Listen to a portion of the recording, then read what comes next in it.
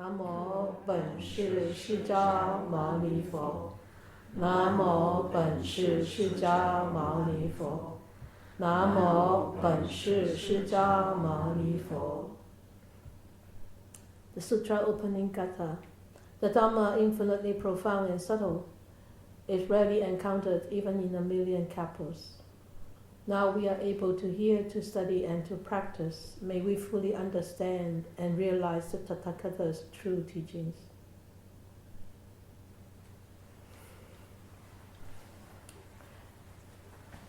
Hello. Hello.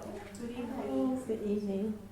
So, today is the final teaching of the 42 chapters. This is the closing part of the 42 chapters. So, chapter 42, we talk about the first, is it all come on? Oh, okay, never mind. So we talk about the little nutty fruit, remember? And we talk about the river, yeah? As an illusion. Now we come to look at it.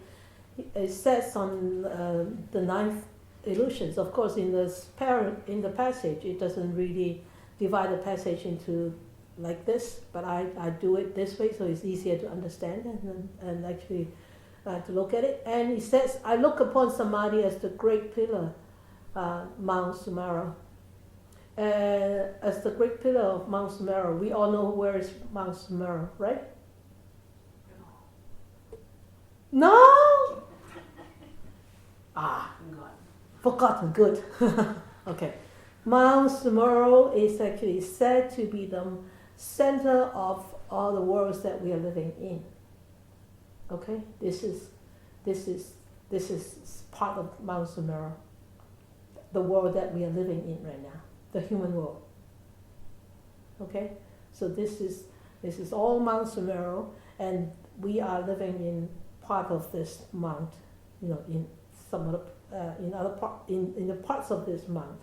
So it's Mount Sumeru that means the human world that we are living in. We call this the universe that we see with human eyes.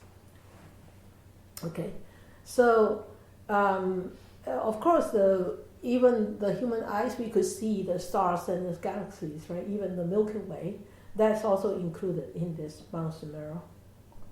Okay, so it's said to be the world that we are living in, and the great pillar of Mount Sumeru, that means it is very strong and steady and permanent as it appears to us. Right? We look at the galaxy, we look at the Milky Way, we look at our universe. It seems to be permanent. But when we look at it deeply and detailedly and precisely and more objectively, we actually know this whole universe is constantly changing. It's constantly changing, whether it's in relation to each other or whether it is themselves is really constantly changing. And it's constantly arising and changing and then constantly passing. Look at the sun, right? Look at the moon. Yeah, it's there all the time, but it's constantly revolving around each other. And the sun comes up, the moon goes down, and the moon comes up, the sun goes down. It's cyclic. It's so difficult to remember to pronounce it as cyclic. Okay, so it's cyclic. Cyclic. I used to call it cyclic. That's the British way, right? Cyclic, and it's cyclic here. It's so very difficult to change this habit. So. And the Buddha said, even with samadhi, it seems to be so stern and so steady when we are in deep samadhi, like in the above 4th jhana, like 5th jhana, 6th jhana, 7th jhana, and 8th jhana, in the higher state of samadhi, the mind seems to be able to elaborate itself to what? To infinite space and infinite time and infinite whatever that you want to infinite. Okay, to go infinity. So, but it seems, it seems that the time that we are in China seems to last much longer than human life, because if we are in this celestial being, it seems that life in the celestial world seems to be lasting much longer, and that seems to be is actually an illusion. Okay, so it seems to be that Mount Sumeru is so sturdy and is so permanently staying and existing, but it's really not. It's really not. It's just an illusion. So even though this earth has been existing for so long, and it is still not permanent. It is still not permanent, right? I mean, the earth that we are living in right now, or the Mount Sumeru that we are here right now, is quite different from the Mount Sumeru when I was little.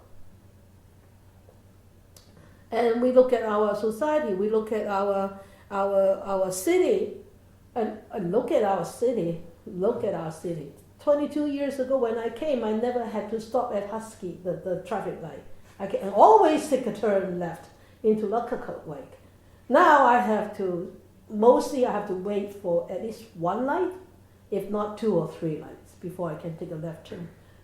That so many traffic has actually built up because we have so many more people coming to live here. And so it seems to be so permanently stable, and it doesn't seem to have much changes, and so steady like the samadhi, like our samadhi, but still in there it's still constantly changing. So that's one illusion, okay? And he said, I look upon nirvana or nibbana as being awake both day and night. This is quite sort of like, when I look at it, it's actually, it's very difficult to understand, to grasp the meaning. So we will look at it part by part. It's being awake both day and night. That means the mind is so clear, the mind is so wakeful, and the mind is so bright, like being awake all throughout the day and night, all throughout the day. But unenlightened beings are ignorant, so much that during the day when it is bright they cannot see, as if it is dark. Okay, and in the darkness is even worse for unenlightened people. So this means we look upon nibbana. Look upon nibbana means that we actually, as a awakened being, and we look at nibbana. It's just like a day and a night without a night. So, what's the big deal about nibbana? No more suffering. No more sufferings, but is that do we have to constantly run after nibbana then? No, because when we are constantly run after nibbana, we are actually constantly creating this craving in the mind that I want to attain nibbana, I want to attain enlightenment, I want to be free of sufferings, I want to blah blah blah blah. It's everything that I want to. And then when we have this I want to in there all the time, then it's actually day and night. We are just like in darkness.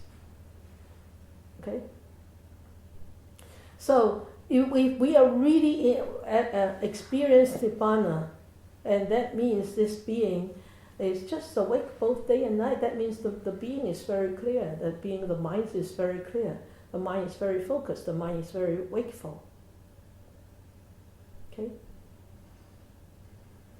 Okay. He said, I look upon deviancy and orthodoxy as 6 dancing dragons. This is a really funny thing. But what are the dancing dragons? What do you think dancing dragons represent in our The 6 senses. The 6 senses. Good, very good. And what do you think about the deviancy and the orthodoxy?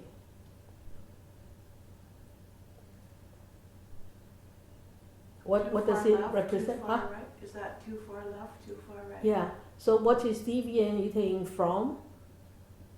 So we are deviating. Yeah. So we are deviating. Deviating. That means can you find a sort of a similar word to represent this deviancy?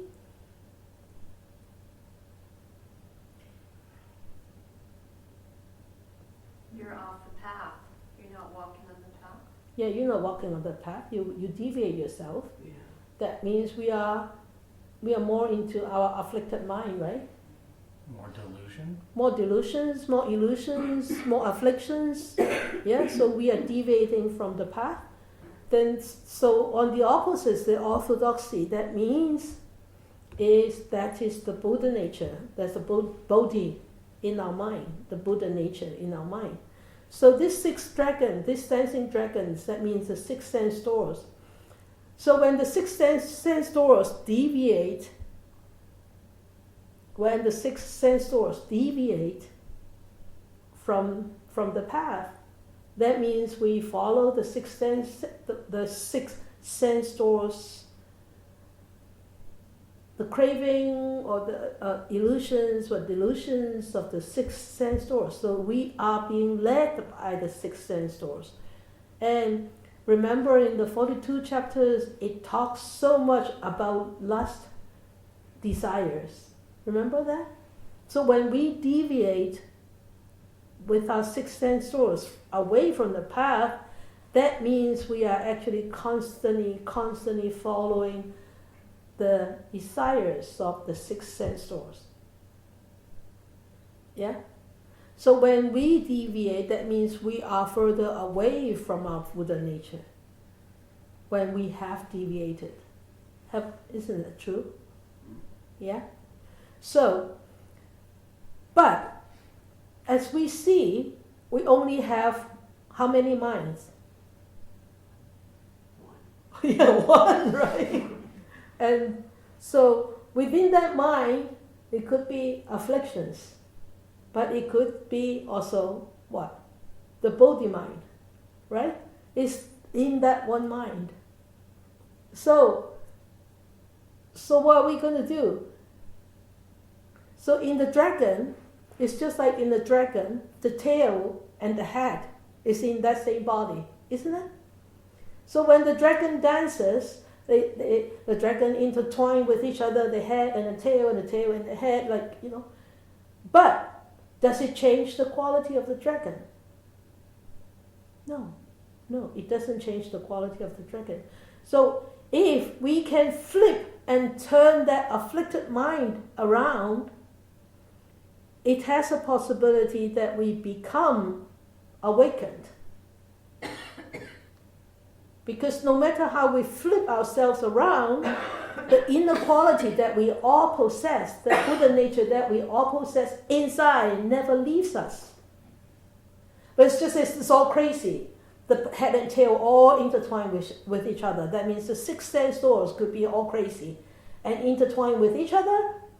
But even though it's so crazy and intertwined with each other and losing that balance and whatever, but the inner quality of the Buddha nature never changes, never loses. It's still there, isn't it? No matter how crazy we are, no matter how ignorant we are, it's all there. Even though with a dog, even though they are going through the karma of being a dog, but their Buddha nature never disappears. But the karma of a dog is stronger. That's why it presents itself as a dog in this lifetime. And you and me are more fortunate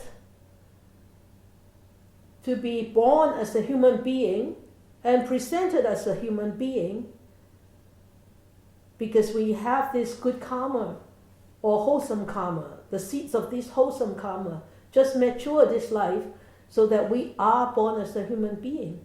But even human beings, in human beings, there are many kinds of human beings, right? There are some more compassionate sometimes, but there are some more very compassionate all the time, and there are some never compassionate. But does it mean that if they are never compassionate, does it mean that the Buddha nature will decrease with however much compassion they have? No, it doesn't, right? Okay? So no matter how, so that's why he said, when we look at these sentient beings, we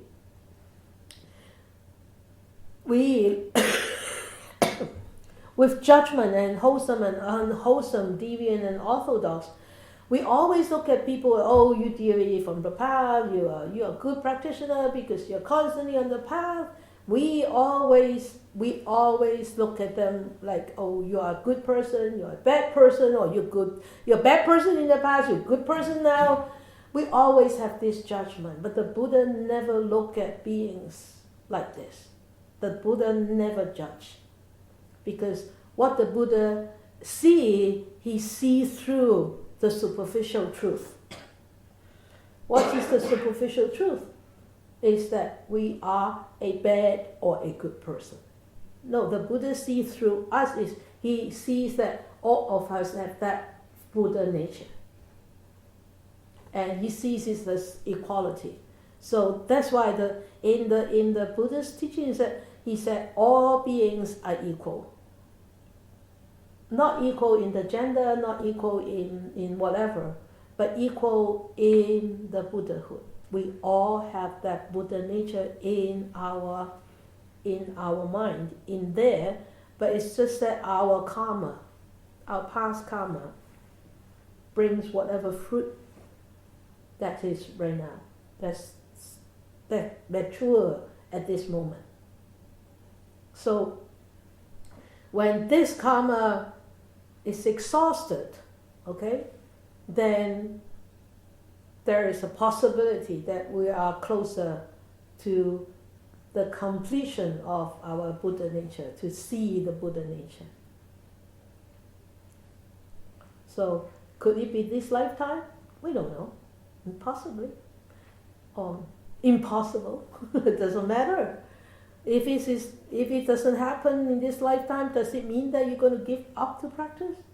No, of course not, right? So we know no matter how the dragon dances, whether it's the tail, whether it's the head, it doesn't matter. What kind of form, what kind of shape, it doesn't matter, because the innate quality of the dragon never changes. So our innate quality of the Buddha nature never changes, no matter how these 6 dragons are dancing its way. All right? Okay. Sorry, I forgot all this animation. Never mind. So he says, I look upon the doctrine of equanimity as the absolute ground of reality. So, I think in the original text, equanimity is not equanimity. I put equanimity there.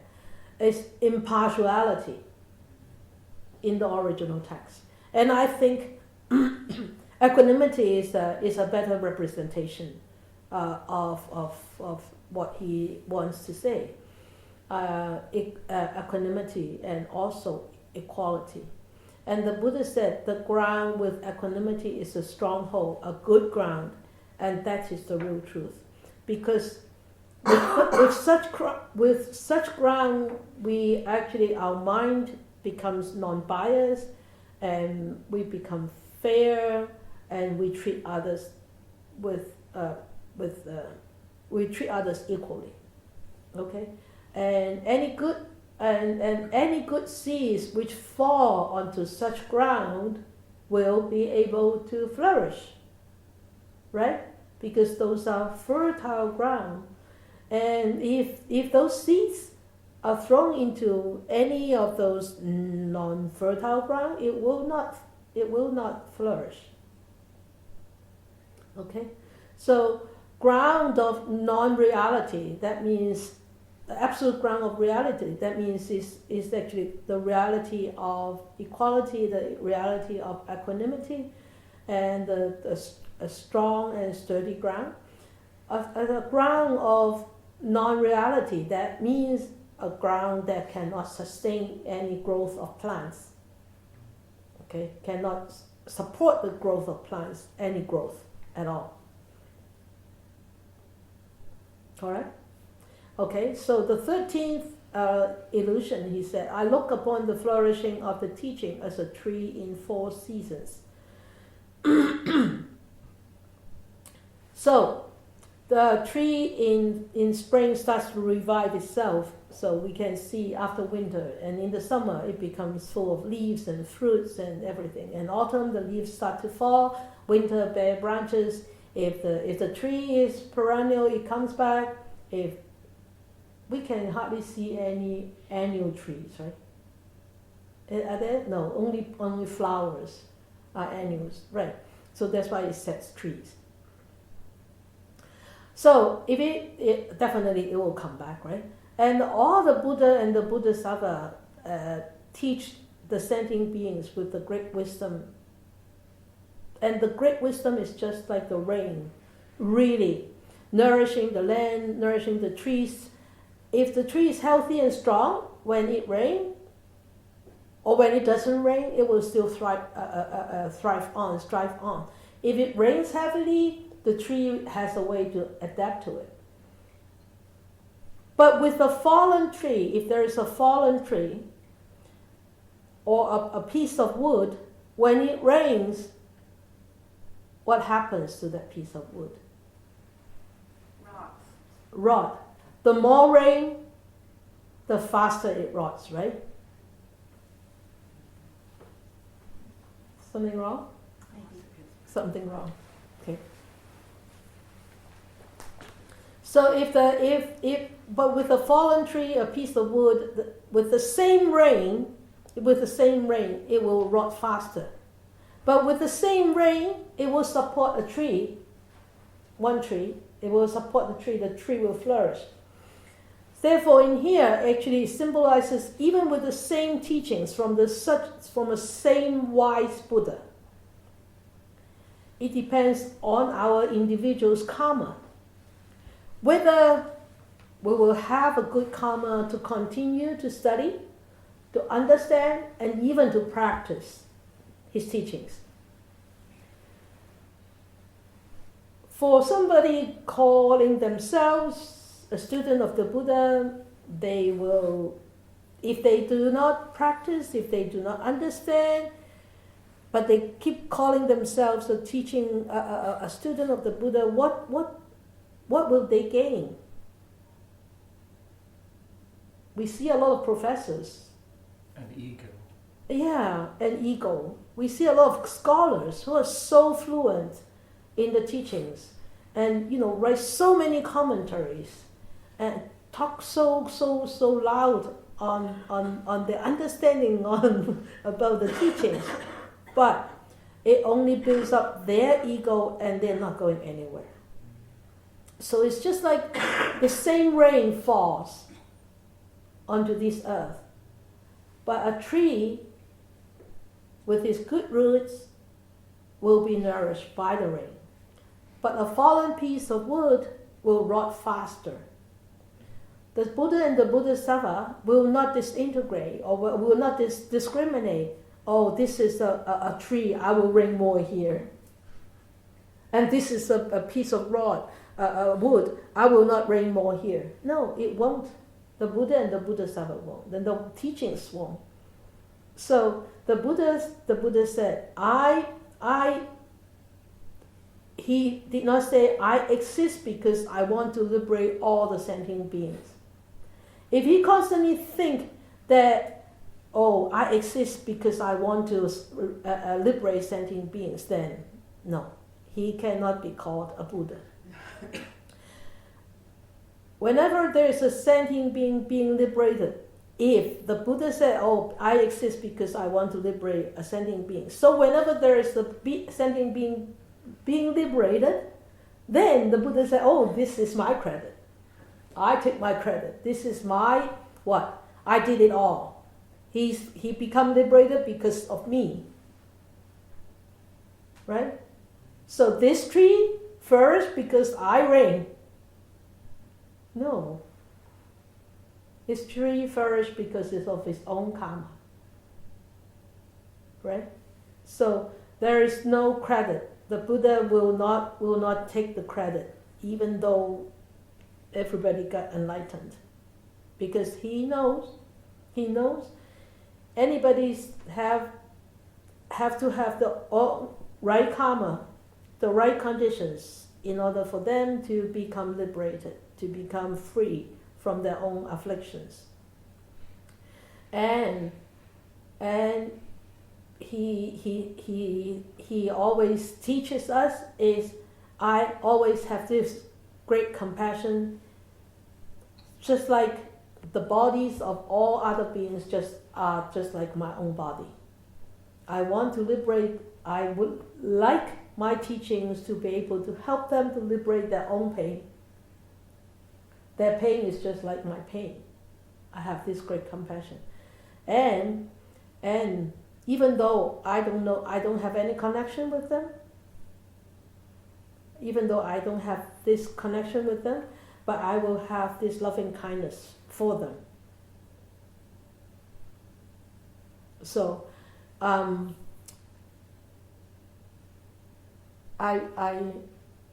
saw a clip today, and this man got onto the taxi and going to the same place, the same taxi, and the driver was driving, and all of a sudden the driver at the front stopped, and his driver actually stopped just in time not to have bumped into the car in front.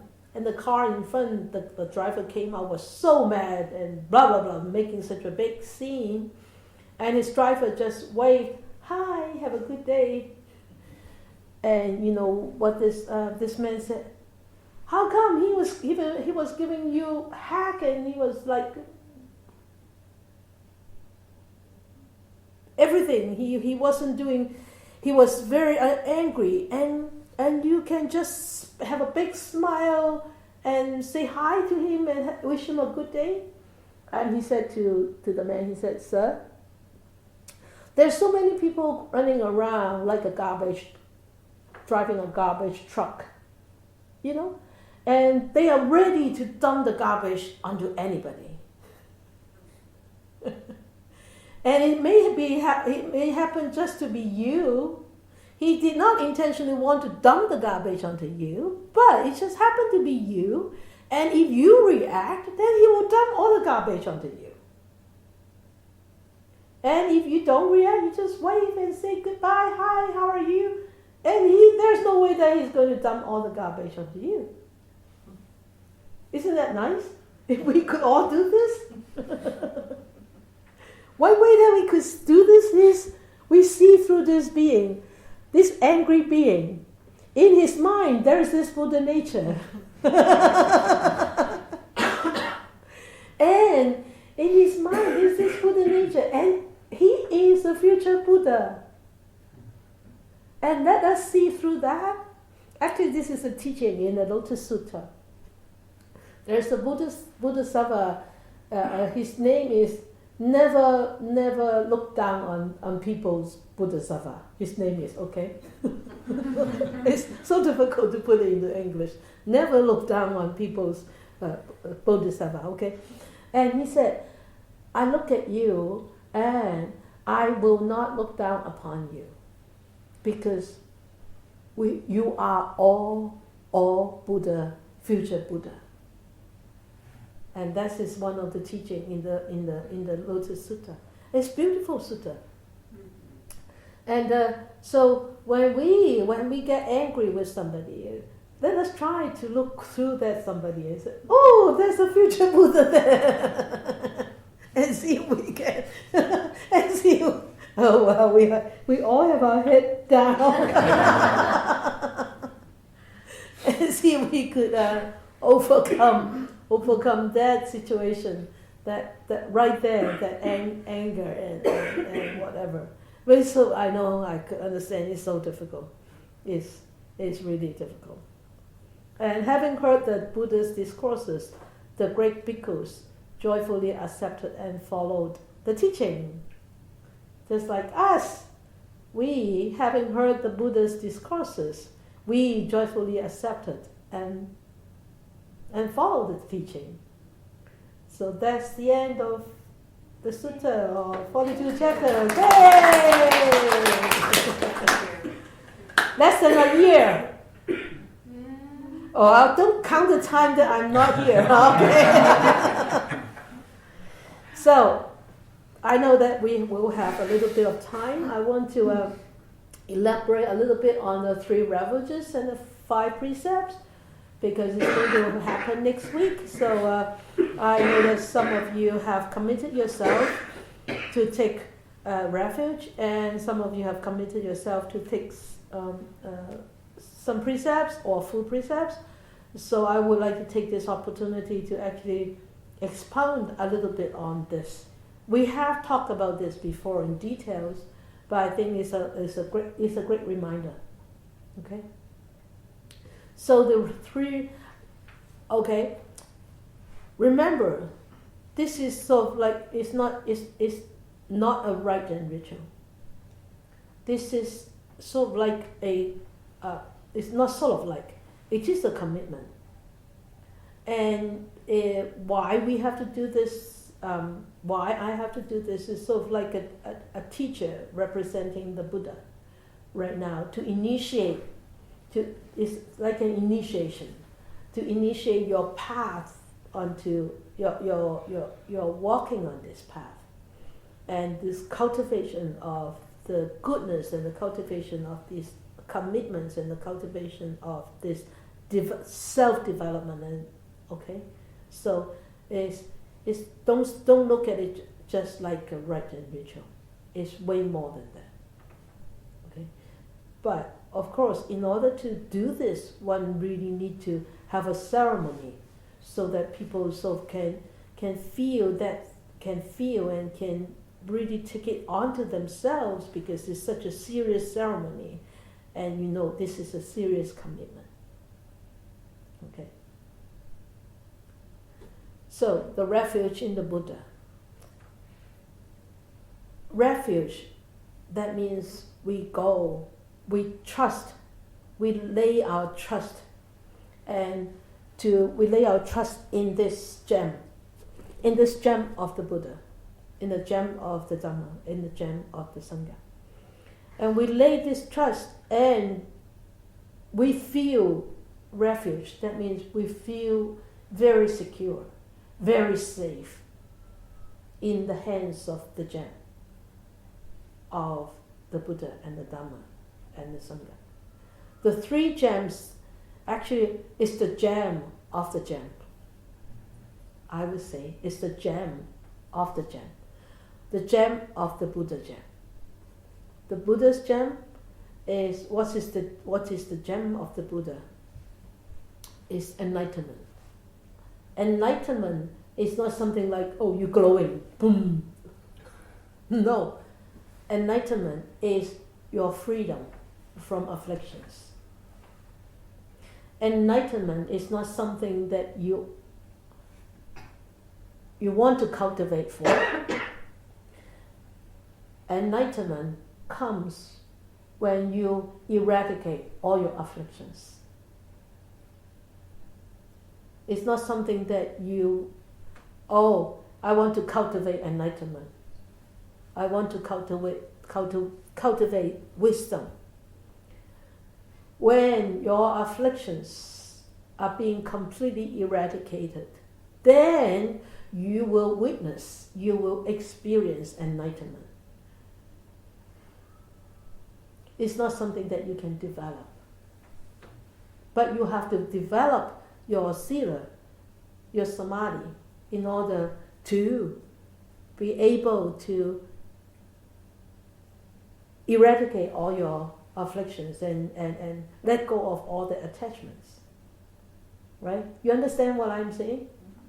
Okay, because you look very dull.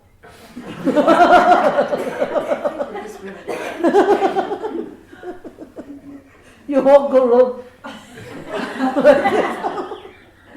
think we're all very serious. Oh, okay, all right, good. Okay, good, all right. So, sorry. So I think it's me being very dull. So enlightenment and compassion and wisdom. These are the gem of the Buddha gem. The Buddha himself is a gem. And the gem of his gem is the qualities of this gem of Buddha. Okay. So when we commit ourselves to take the refuge in the Buddha, that means we want to cultivate the same qualities, but firstly we have to take refuge in the Dhamma first. Actually, without the Dhamma, there won't be a Buddha. Because the Buddha understands the truth in this existence and why I'm here, why this is such and such. This is called Dhamma. And because of understanding the Dhamma, that's why the Buddha become the Buddha. Or Siddhartha become the Buddha. Okay? So, actually the most important refuge is the refuge in the Dhamma. That's why they said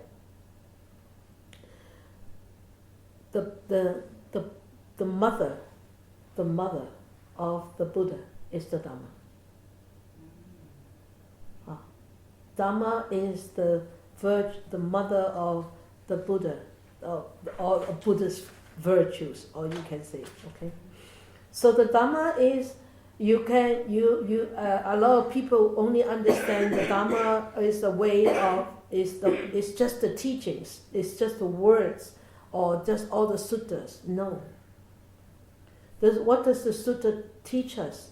The Sutra teaches us the truth of this phenomenon, of all these phenomena in the universe, and the truth of our own existence, the truth of all these phenomena existing in the universe. And what is the truth? Is this dependent arising, and this anatta. This dependent arising is anatta. That means the void, the void of self. Okay, emptiness. And the impermanency of all these phenomena. That's just the truth of existence of all these phenomena. And eventually, when we are able to see through these two, eventually we'll be able to purify ourselves and attain Nibbana. Okay? So when we commit ourselves to take refuge in the Dhamma, that means we rest our trust in the teachings that the Buddha taught us. And what are the teachings? Is the impermanency and the anatta. Okay? And the purification. So that's the refuge in the Buddha, in the Dhamma. And the refuge in the Sangha, that means, Sangha means a group of practitioners, who are walking on the path to purification. And purification in the sense of sila and samadhi, and cultivation of panya. Cultivation of panya, as I said, the panya literally just come by itself when so much of our afflictions are being eradicated, and so much panya we will have. The panya, the afflictions are just like dust on the mirror, as I always say. So, however much dust you can wipe down, however much mirror will be clear. You see? So the dust are the afflictions. The clarity of the mirror is the panya. Yeah? Okay?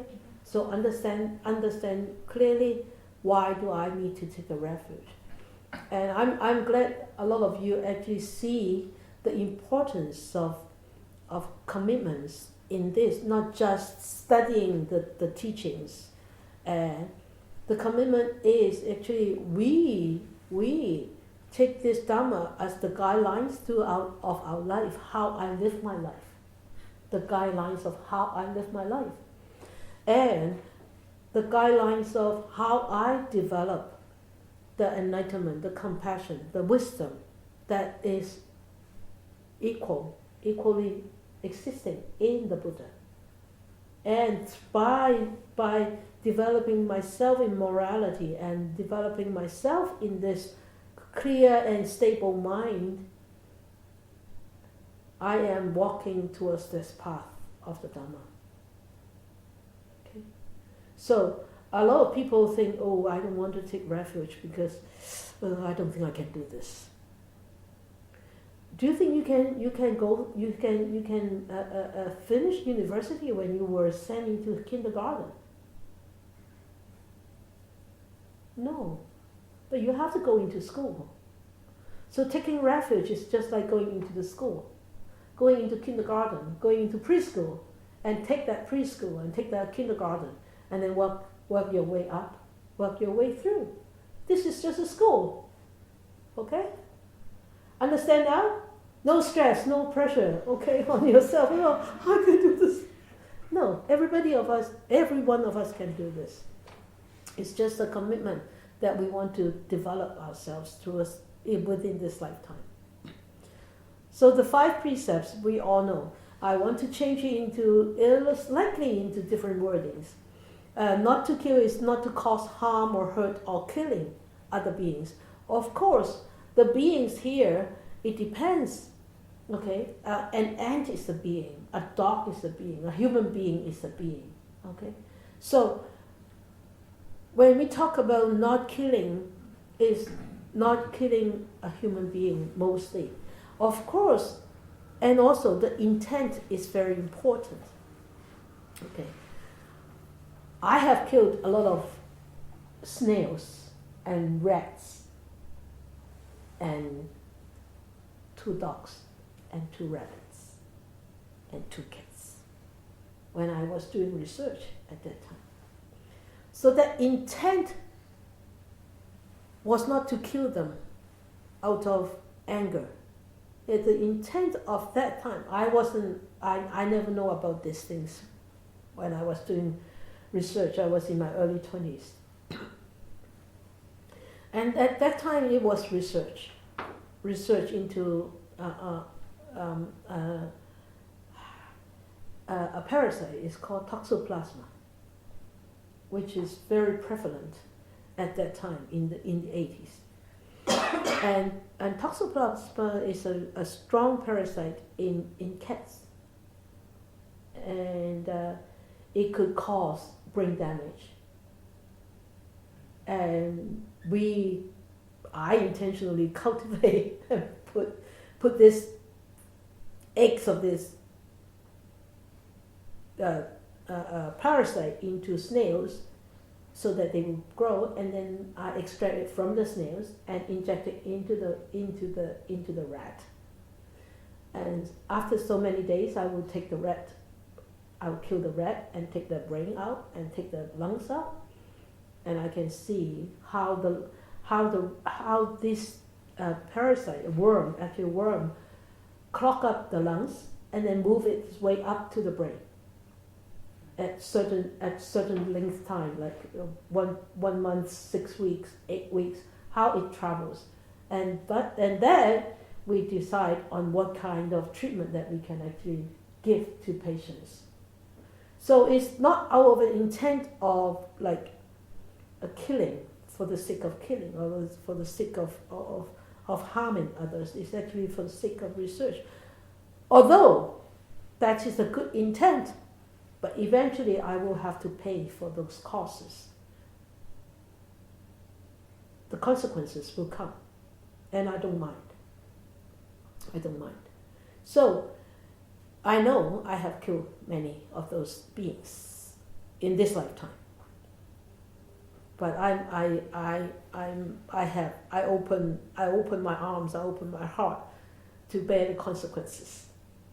Okay? But after I have known about the precept, and I try to stick to it, but I still break the precepts. I will still kill, out of ignorance, out of accident, or whatever.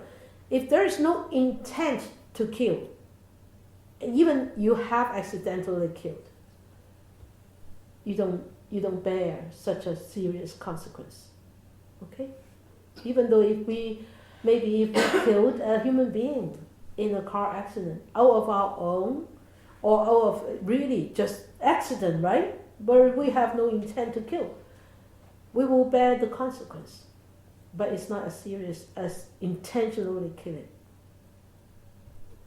Okay? The precept of not to take without permission, that means not to steal. So, not to take without permission of owners. And that stealing, as I have said before, the stealing of or robbing a bank, then stealing a piece of paper from office, of course, is a very, very different thing, right? So in the old days, they said it's stealing anything equal to maybe $1 worth. Now, in the old days, is considered a serious crime. Of course, in the old days, $1 is worth a lot of money. You can feed the whole family for a week with $1. So here is really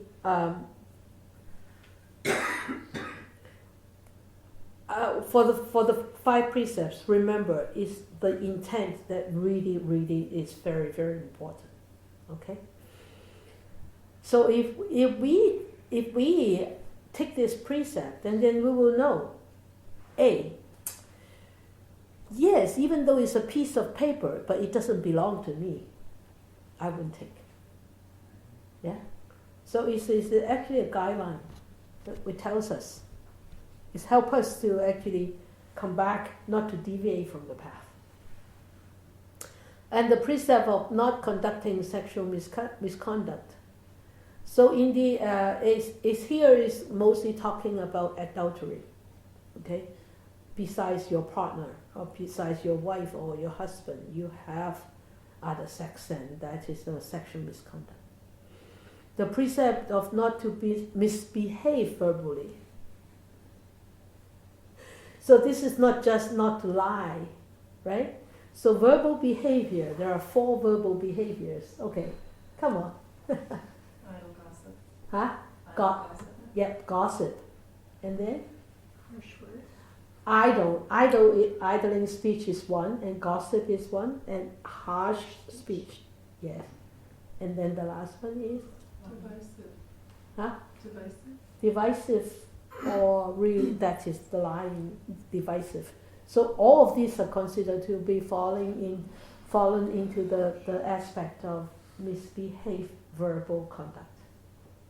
And generally they say not to lie, but lying is just 1/4 of verbal misbehavior. All right? And the precept of not taking intoxicants. Of course, intoxicants in the old days are considered just the liquor, the alcohol part. But nowadays, so much more other things, right? And even Gabo Mate considered himself an addict to CDs, classical CDs, right? Anything that actually takes your mind away from the rest of the precepts. Or your mind is so bogged down into it that you can give up everything, anything else. I remember he said, there was a patient for him to see, but he was so adamant of getting that CD, and he left that patient to go and get that CD, that classical CD.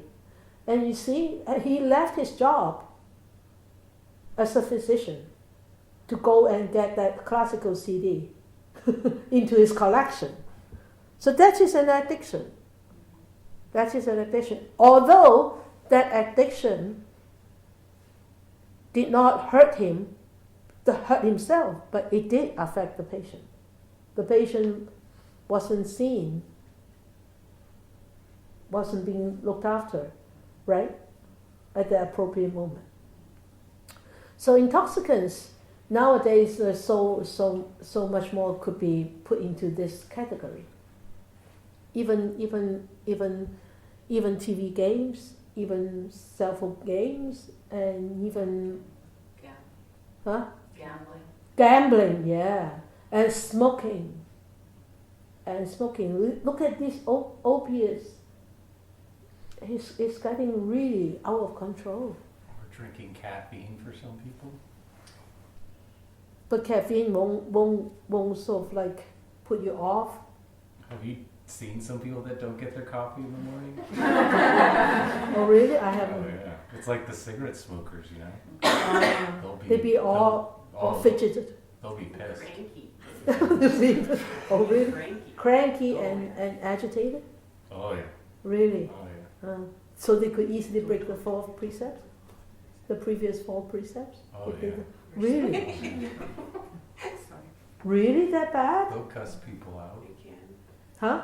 They'll cuss people out or use a lot of profanities. Really? Oh yeah.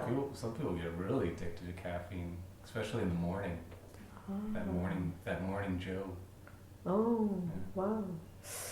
No wonder why all this coffee shop has so much business here. Everybody is lining up with the mug. Wow. Never know that. Insane. Really? Huh? Just because of that cup of coffee?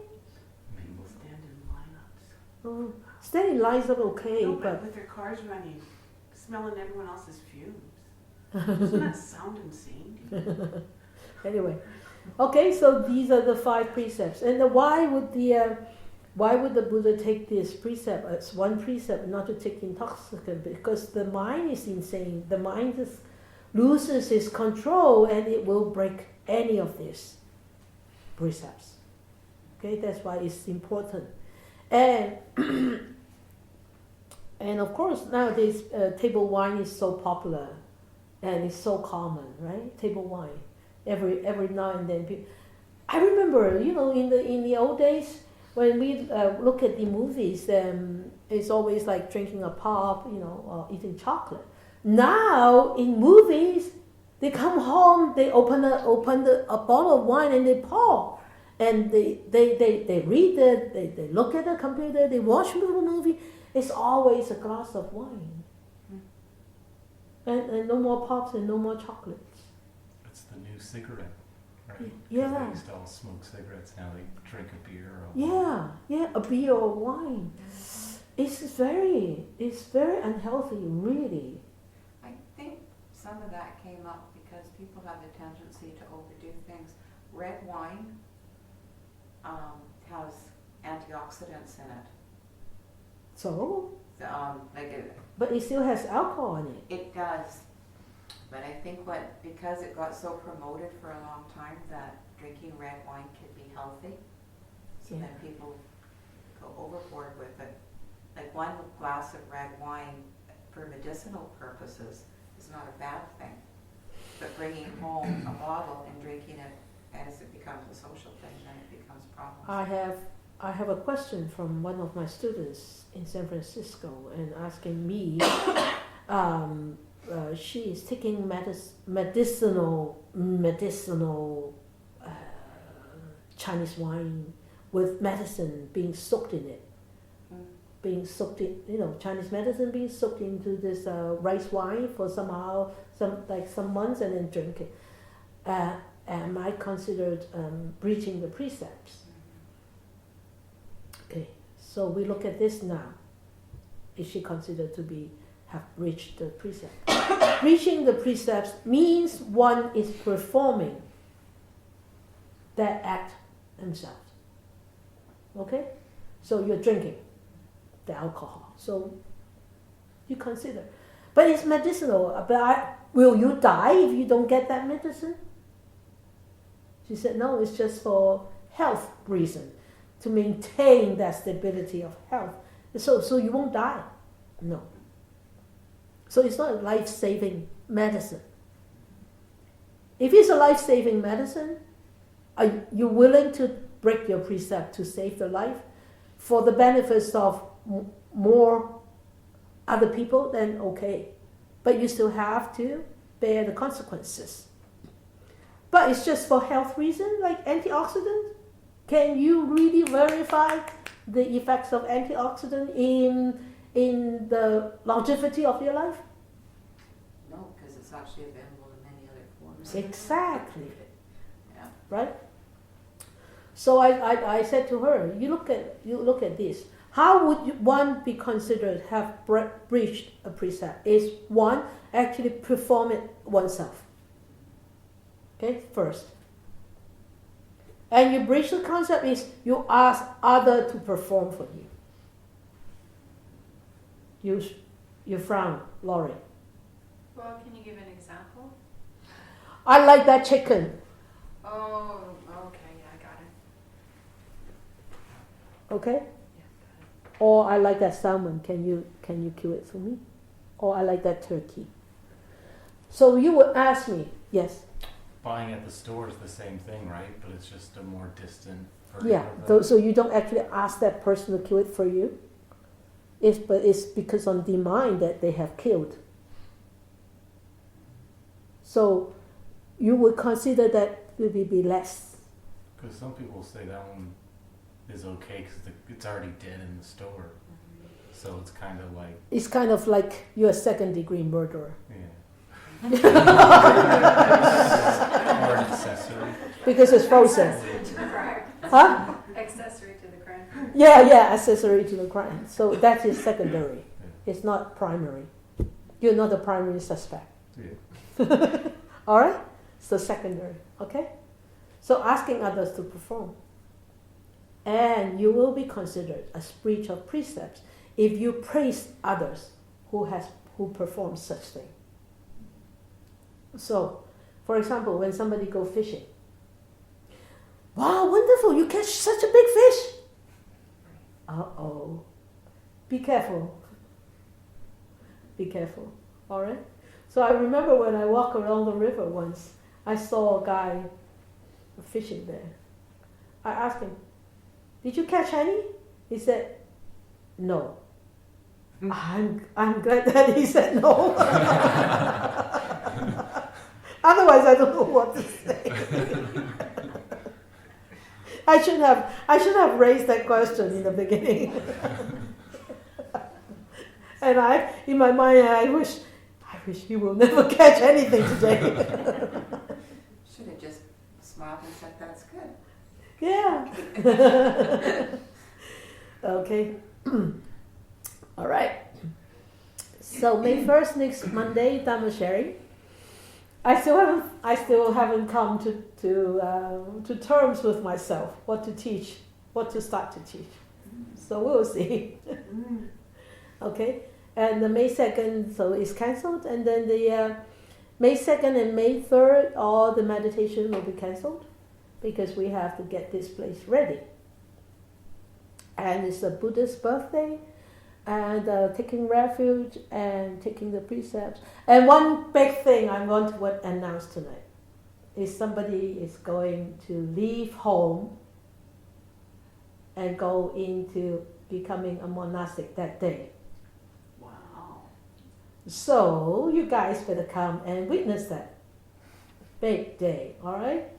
So please come in and rejoice and congratulate and encourage yourself. Then maybe one day I may be able to take that path too. Right? Aren't we too old? Good question, Lynn. never too old, but I have actually dropped my standard.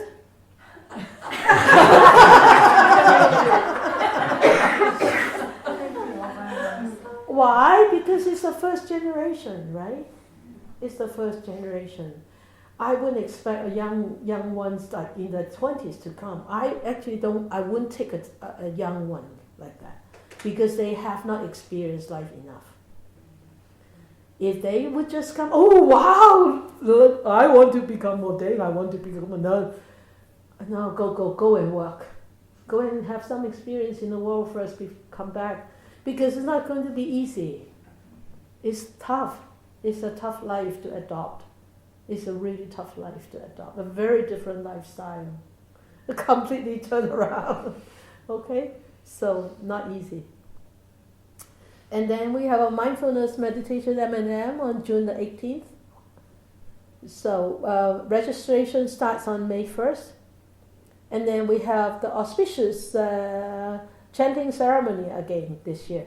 So for this chanting ceremony, in the beginning we will have a prostration of gratitude.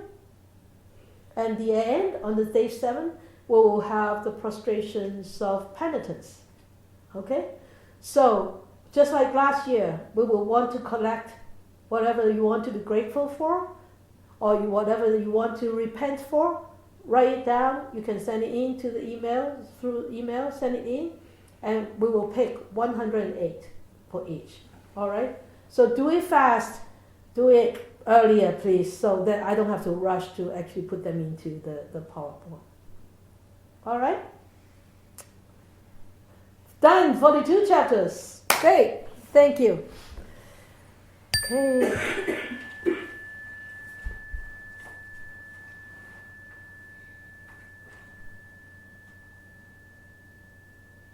So we bring our attention back to our body, to our breath.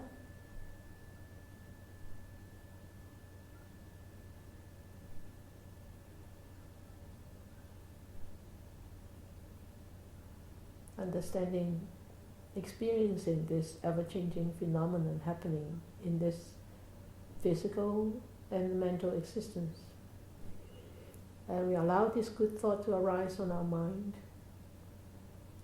for all the benefits that I gather from hearing the words of the Buddha. May I share with all beings, human, non-human, visible, invisible, far or near, big or small. May they be free of enmity. May they be free of miseries. May they start to live in a world with brightness, warmth, and experience love and peace. May more and more beings, more and more people will encounter the words of the Buddha, to hear them, to study them, and to practice them, and to free themselves from all the difficulties and sufferings, and be happy and be peaceful.